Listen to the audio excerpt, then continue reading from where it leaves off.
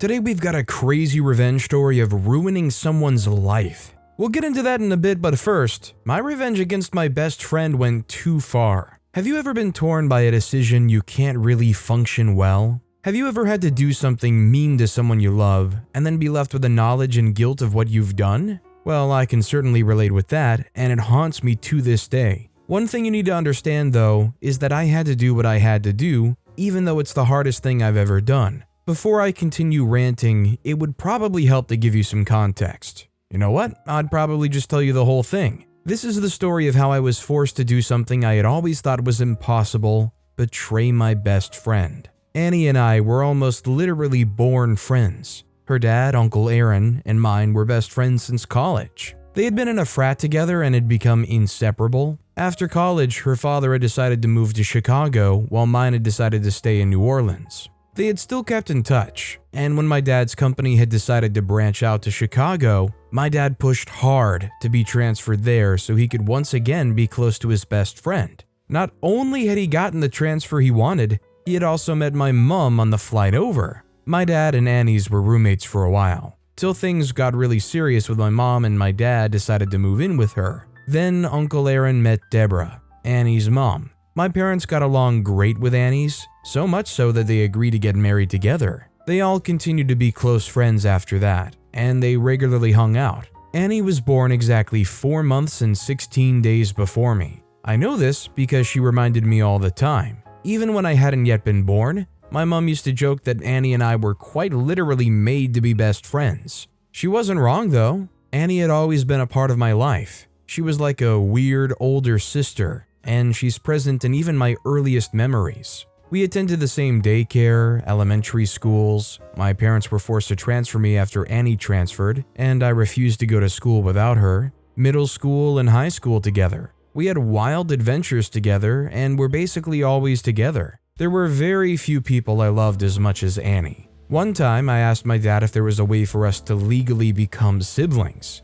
He had laughed really hard, but I was actually quite serious at the time. One time, Annie and I even got lost and she refused to leave me even when I got injured. Now that's a story you'd want to hear. Here's what happened. Annie and I had ventured into the woods outside of the holiday camp we'd been dropped at after being told that if we could find it, there was a river with traces of gold. We were about 12 years old at the time, and to us, this was our chance to get all the gold we could possibly want and become rich. We'd buy all the coolest gadgets and froyo and everyone would envy us. We never did find that river. What we did get, however, was hopelessly lost. To make matters even worse, I kept insisting that I knew where we were and how to get us out, and so I got us even more lost than we were before. Eventually, we agreed that it'd just be best to wait to be rescued. That was when I tried to climb a tree to be able to spot people faster and cry for help.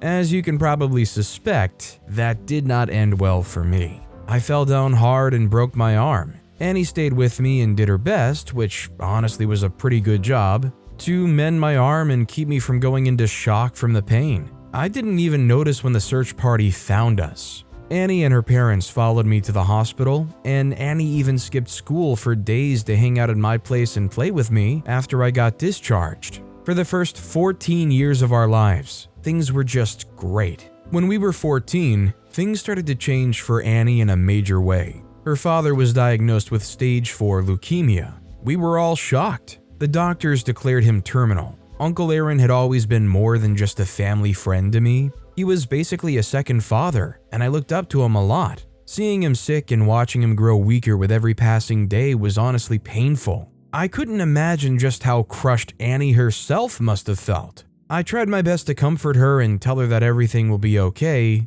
even though I was certain that things were bad. 9 months after Uncle Aaron received his diagnosis, he died. That was the first time I ever saw my dad cry. It was a very painful time for us all, and Annie seemed to be the hardest hit. Still, she had always confided in me, telling me her thoughts and stories of memories she had with her dad. At some point, she even moved in with us temporarily. After her father's death, my dad took up the role of father figure in Annie's life. He had basically been one from the get-go, so it wasn't weird or anything. Annie really loved and trusted him, and things were always great with them. Things carried on as usual. Soon, Anne and I started making plans for college. We had decided that we would only ever go where the other was going, so we applied to the same colleges. We, according to our plan, both ended up at the same college. This was where things started to go wrong. See, my whole life I'd been seeing Annie as a sister of sorts, even though we weren't really related. People had made jokes about us dating and all, and most of the time we just told them that we were just friends. At camp, the same one where I'd broken my arm, I'd even introduced her as my cousin. I loved Annie a lot, and I'd have done absolutely anything for her, but I had never considered having a romantic relationship with her ever. Unfortunately, she seemed to have a crush on me. A crush that she didn't disclose for years. A crush that had festered into something strong. One day, we were hanging out after our classes. I was talking to her about one of my professors when she suddenly grabbed my face and kissed me. To say I was shocked is an understatement. When I was finally able to talk, I asked why she had done that. That was when she came clean to me about liking me and being too shy to tell me. She was scared that her telling me about her feelings would negatively affect our friendship, so she had kept it a secret, hoping it'd eventually go away. It hadn't gone away though, and now she had to confront it. I told her I had to think, and then went back to my dorm. I was in a serious situation. For one, I wasn't interested in Annie. She was attractive, yes, but never in a way that appealed to me. It seemed pretty obvious to just let her down gently, right? The thing is, I kept thinking about what could possibly happen if I did. What if she got mad and stopped talking to me? What if she decided we couldn't be friends anymore? Annie was perhaps my only true friend. She had been through all the years. It would hurt like heck if I lost her friendship just because I rejected her. I decided I had to be true to myself and turn her down. But I really didn't have the bravery to actually tell her. So I took the coward's way and started avoiding her. For a week, I ignored her calls and texts, and I constantly checked around me to make sure she wasn't around me. My luck ran out one day, though, when I walked out of class to meet her waiting for me at the classroom exit. We had to talk, and then I told her how I really felt about everything. I started with telling her how much her friendship meant to me. Then I broke her heart by telling her I wasn't interested in dating her, and I preferred if we stayed friends. I suggested we take some time apart to help her get over me. She seemed pretty sad, but I suspect that my response was something she was already sort of expecting. After a brief break, which was quite honestly boring, she called to say she was pretty certain she had gotten her romantic feelings for me out of her system. We went back to how things were, and things were once again great. A couple of months after the whole incident, I met someone, Janet, and I very quickly fell in love with her. Janet is smart and kind and beautiful inside and out. She could light up a room with her very presence. There was absolutely no defense I could put up to stop myself from falling. Not that I even tried to defend. Janet and I started talking, and I figured out that we had a ton of shared interests. I asked her out on a date, and soon a date became a ton of dates, and we officially became a couple. At first, I tried to keep Janet a secret from Annie. It was hard to do this, as I told Annie just about everything going on in my life, but I wasn't sure how she'd react to it. So I let her know that there was someone new I was talking to, but I didn't give specifics, and I tried to downplay how serious things were getting. It was when things started looking like it might get official that I decided to tell Annie about Janet. She seemed to take it well, and she asked to meet her, so we planned a picnic at the park and we all met and hung out. The entire afternoon, I kept watching Annie to observe how she treated Janet. I couldn't admit it, but it was sort of a big deal and I wanted them to be friends. It went well enough, they seemed to get along just fine. After that, the three of us started hanging out occasionally. If someone had told me what Annie had done next, I probably would not have believed. Boy, I was up for a shocker. Early one morning, Janet was going to her dorm for the library. She had been reading all night in preparation for a test, and she wanted to get some shut-eye before heading to class. She had noticed someone dressed in a hoodie stalking her all the way to her dorm. She had been so scared when she noticed the stalker that she had almost sprinted, but she somehow made it to safety without getting attacked. She called me immediately after to tell me what happened.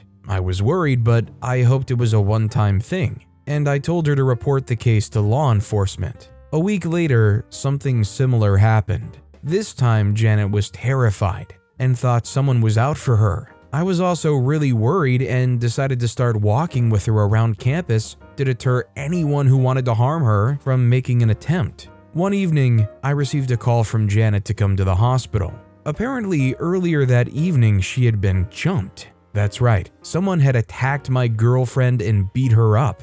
The worst part of it all? They didn't take anything from her. She said all they had done after beating her up was drop a note telling her to stay away from me. Now that part got me really worried. I had no idea who possibly could want to harm me so much that they'd attack my girlfriend. Janet asked if I was involved with anyone shady, but I was completely certain that I wasn't. I thought about it for days. When the idea that Annie might be behind it all crossed my mind, I laughed it off. Annie wasn't violent, and she seemed to like Janet. However, as time passed and I thought about it more, I became more convinced that it was Annie. I decided to bluff and confront her about it. I walked up to Annie one day and simply asked, "Why did you do it?" She at first looked puzzled, but then she seemed to understand what I was talking about.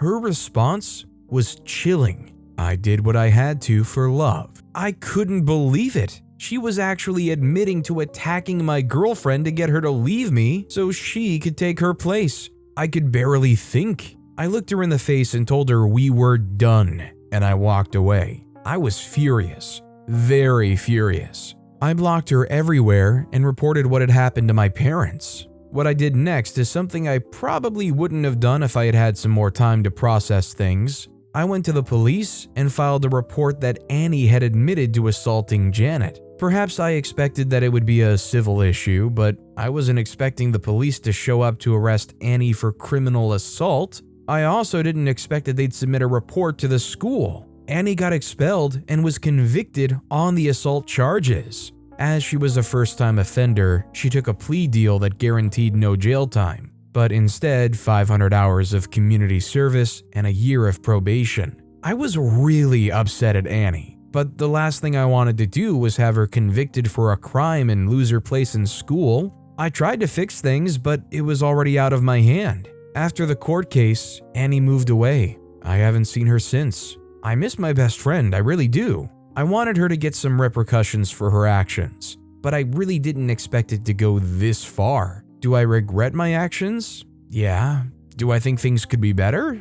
Yeah. However, it is what it is, and my revenge plot against my best friend cost me our friendship completely. I don't know if it's truly revenge. I mean, you were acting in the moment and did, honestly, probably the right thing. I'm just impressed that based on what evidence you had, the police acted so efficiently. I mean, did OP's girlfriend take a video of the person stalking them? Or were they caught on a college campus tape? That said, our next story is, I ruined my ex-friend's life and I don't regret it. I've always found the concept of friendship pretty neat. Here's another human with whom I share interests and spend time with. I could be with said human doing absolutely nothing and still feel better about myself and the world than if I was by myself. When you really think about it, it sounds pretty amazing. Or maybe that's just me. For a large part of the earlier part of my life though, I struggled to make friends. At first, I tried really hard to.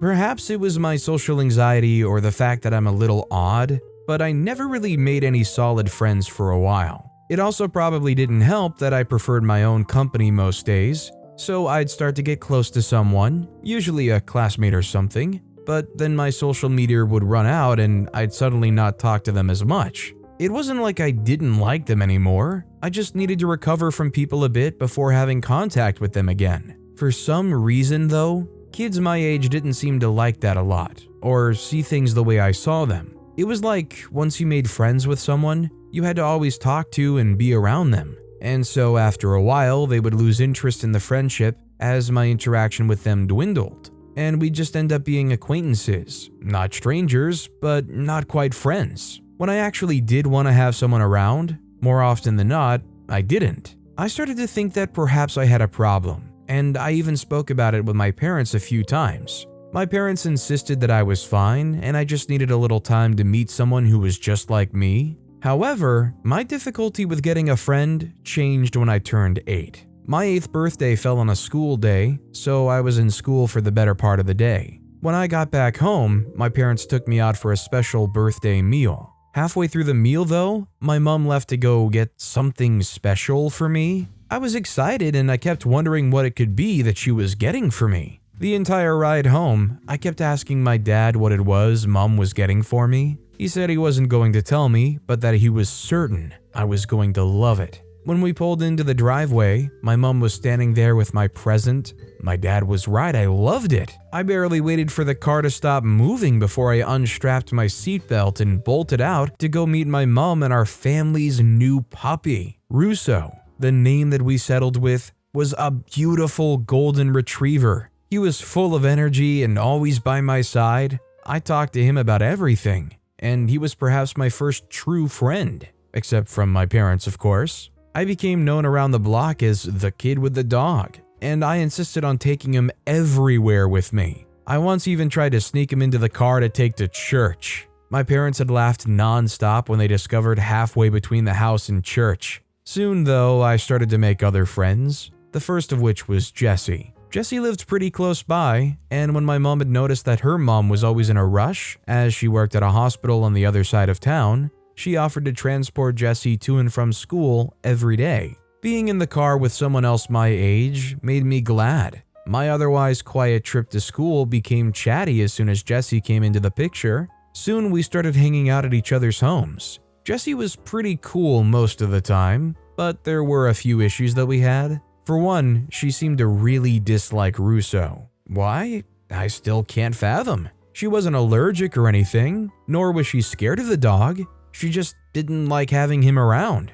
At first, that just meant I'd tie him to his leash in the backyard, but soon even that didn't seem to satiate her, and so I started to go over to hers more often than she came over. I really didn't mind though. I liked Jessie a lot. The other thing that was more of an issue, particularly as the years went on, was the fact that Jessie was a bit mean sometimes. It usually wasn't directed at me or anyone else that was close to her, but I've always been cautious of mean people, and seeing her do some things made me feel sad. I talked to her about this, but she always said that the people she was mean to deserved it, even though in most cases, I didn't see how. Take Jenna Parker, for example. Jenna's crime had been tripping, falling, and mistakenly hitting Jessie's milk off the lunch table. While I'd rushed to Jenna's side to make sure she was okay and not hurt, Jessie had been more concerned about her milk. For a second, I thought she was literally going to cry over spilt milk. The moment I looked into Jessie's eyes, though,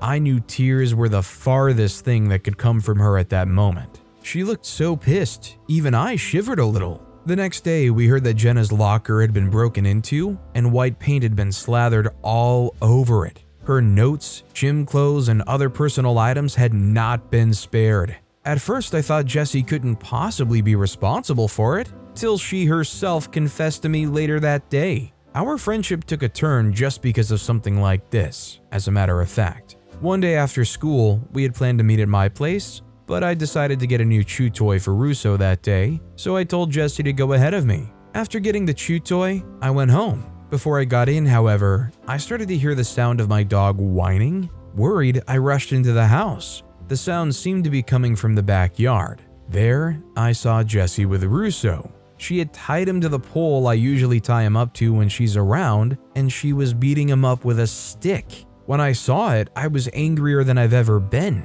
I was so angry I could have hit her. However, I didn't. Instead, I screamed at her to get out of the house. She tried to talk and give an excuse, but I wasn't interested in listening to what she had to say. When she was out of the house, I locked the door and went to tend to Russo. I stayed there petting him and consoling him till my parents got back. When I told them about what had happened, my dad had insisted that he go see Jessie's mom and report it to her immediately. He went over, and when he got back, Jessie and her mom were with him. Jessie's mom made her apologize for what she had done, and even though I really didn't want to, I told her that she had been forgiven. The issue is, after what had happened, I really didn't want to have anything to do with Jessie again.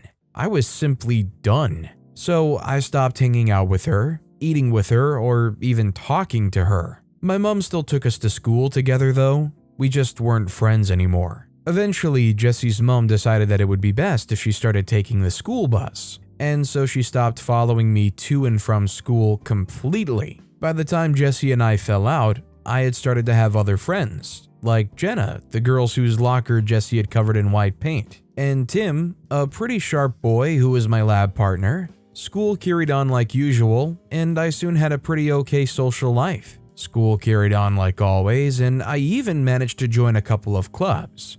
I got good grades. Not exactly excellent grades, but higher than average. This entire time, Jenna attended the same schools as me. Every once in a while we talk, but we weren't ever close again. It did feel like she was sorry about what she had done to Russo though, and I really wasn't mad about it anymore. Still, I didn't want to be friends with her again. Soon I'd graduated from high school, and I went off to college. A lot happened in college. I got to intern at NASA. Russo died. I had to go home when this happened. I got to meet the love of my life, Onyinye, a Nigerian astrophysicist. College was a pretty interesting time, and I grew a lot. I was so much different from the little 8-year-old who was socially awkward and spent a lot of time playing with Legos. I was still a nerd, a title I've learned to fully embrace as I've grown, but now I had a prospective career in engineering, and I'd even worked on a rover NASA planned to send to Io, one of Jupiter's moons. I was more open, and I had a very supportive circle of friends. Onyinye was a really amazing woman, and I was certain I wanted to spend the rest of my life with her, a sentiment that she happily also shared. The next few years, we built our careers and started to plan our lives together. One warm afternoon in June, as we had lunch, I couldn't take it anymore, and I asked her to marry me. She looked me in the eye and asked what took me so long. I wanted to give the news of my engagement to Anya to my parents in person, so I traveled home to deliver the invites to the wedding to my parents myself. Imagine my shock when I walked into my parents' house and almost bumped into Jessie. Apparently, she had moved back home after college and had started up a little business. She had gotten pretty close to my parents, and she'd been invited over for dinner when I'd walked in. Over dinner, Jessie and I started to talk. We got to really bond again like we hadn't in years, and I was happy that we could. After all these years, still seemed to be able to rekindle our friendship. Over the weekend, we got to talk and hang out a lot. When I told her that I was getting married, she had asked if she could be invited to the wedding. In the spur of the moment, I decided that I wouldn't mind her being at my wedding. It seemed that the old wounds had healed, and I was ready to give Jessie another chance. I gave her an invite. In the days leading up to the wedding, my parents called a lot. They told me that Jessie seemed pretty excited to be at the wedding. I felt pretty happy about that. When my parents flew in, she flew in with them. As a matter of fact, Anya, my parents, Jessie, and I had lunch together a couple of days to the wedding, and we were all at the rehearsal dinner. It all seemed to be going well, so what happened next was pretty shocking to me. The day of the wedding, it all seemed to be going smoothly. Everything was just as it should be. When the priest asked if there was anyone who had an objection to the union, I didn't expect anyone to speak up. As you can probably guess right now, Jessie stood up and said she had an objection. She came up with this BS story of me cheating on Jessie with her when I was at my parents' home.